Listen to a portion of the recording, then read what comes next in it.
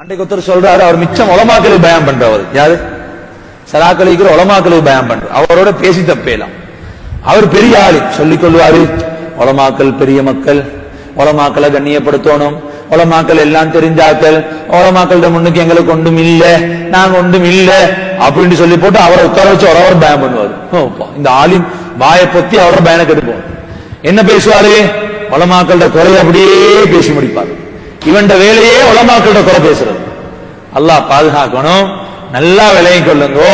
நீங்க பகிரங்கமாக உலமாக்களோட குறை பேசினாலும் சரி, சைக்கிணையாக உலமாக்களோட குறை பேசினாலும் சரி, அல்லது உலமாக்களை பத்தி உங்களோட உள்ளத்துல கெட்டெண்ணம் வந்தாலும் கூட நல்லா விலையை கொள்ளுங்க. உங்களோட பரம்பரைக்கு இல்மு கிடைக்காது. அல்லாஹ் பாதுகாக்கும். இல்மு கிடைக்காது. இல்முட பாக்கியத்தை அல்லாஹ் தரவே மாட்டான். அந்த பரம்பரையில் ஆலிம் இருந்தாலும் அந்த ஆலிமால ஃபித்னா உண்டாகுமே தவிர பிரயோசனம் உண்டாகாது. பிரயோசனம் உண்டாகாது.